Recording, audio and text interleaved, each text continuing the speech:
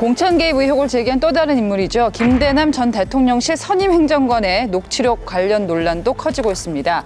김 전 행정관은 서울의 소리와의 통화에서 전당대회 당시 한동훈 후보를 공격하면 김 여사가 좋아할 것이라고 말해 파장이 일고 있는데요. 총선 출마를 위해 지난해 10월 대통령실 행정관직에서 물러난 김대남 씨가 8월 전당대회를 앞두고 한 인터넷 매체와 통화하며 한 발언입니다. 김건희 여사가 한동훈 때문에 죽으려 한다. 그걸 잘 기획해서 치면 여사가 좋아할 거라는 내용입니다. 김 전 행정관은 진상조사 소식이 전해지자 짜깁기 된 불법 녹음이라며 탈당했지만 국민의힘은 탈당해도 당원이었을 때 행동은 조사 가능하다며 법적 조치까지 검토하겠다는 입장입니다. 하지만 친한계는 김 전 행정관이 이 같은 행동을 단독으로 했다고 보기 어렵다며 의문을 제기했습니다. 대통령실은 김 전 행정관 스스로 본인 발언이 허황된 실언이라고 했다며 김 여사와는 연락이 전혀 안 되는 실무급 행정관이라고 선을 그었습니다.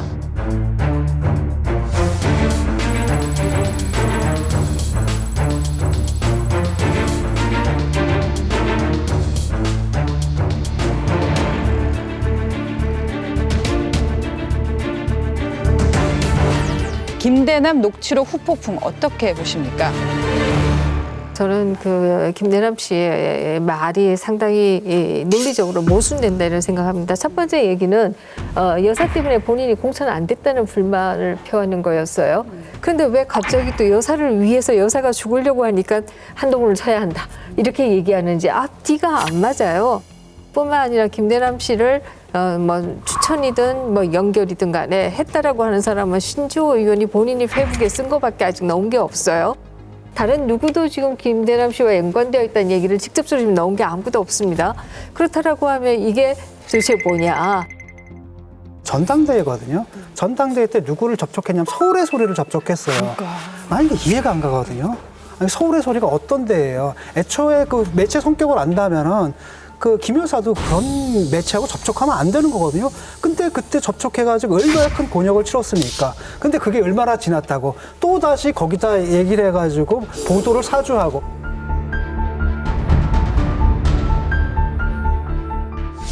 내가 그 한동훈에 관련돼가지고 나온 얘기가 있어가지고 은밀히 내가 전화할 테니까 잘 기억해놨다가 어떻게 좀 공격할 방법을 찾아봐.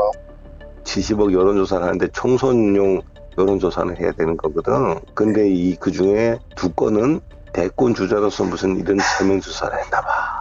기업으로 따지면 자기를 해서 행령이죠, 행령. 니네가 이번에 그거 잘 기획해서 서울의 소리에서 치면 너희 여사가 야 이명수 씨가 들었다 놨다 했다고 좋아하겠는데. 실제로 그 보도가 이루어졌거든요. 당비를 유용해가지고 자기 사적인 여론조사를 했다라든지 이게 사실상 횡령이다. 이런 취지의 기사가 실제로 나갔단 말이죠.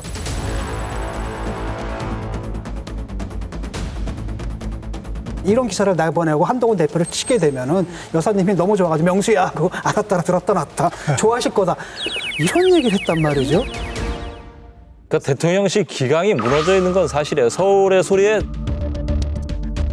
최소 제가 알기로는 4번 낚였습니다. 대통령실이. 김건희 여사 처음에 그 대선 후보 전부터 통화해갖고 소리 공개됐잖아요. 7시간 통화한 예. 거. 두 번째 명품백, 그것도 예. 서울의 소리 작품입니다. 그리고 심야에 뭐 산책하는 것도 공개한 게 서울의 소리로 알고 있고요.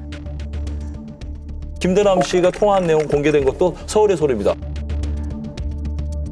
이 서울의 소리가 어떤 언론인지 익히 알면서 대통령실의 선임 행정관이면 대통령실에서 굉장히 높은 직책이에요. 예. 그런 분이 스스럼 없이 편하게 막 얘기를 쏟아냈다? 이건 좀 문제가 있는 거고요. 그렇게 되면 이 내용이 전부 진실이라고 볼 수도 없어요. 예. 왜냐하면 이분은 공천 갈등에 대한 불만이 좀 있는 분이고 그렇기 때문에 액면 그대로 받아들일 수는 없죠. 여사의 어떤 거에서 구체적으로 워딩을 하고 한동훈 대표가 이래서 공작 정치라는 식으로 반박을 했기 때문에 이 부분은 그냥 넘어갈 수는 없어요.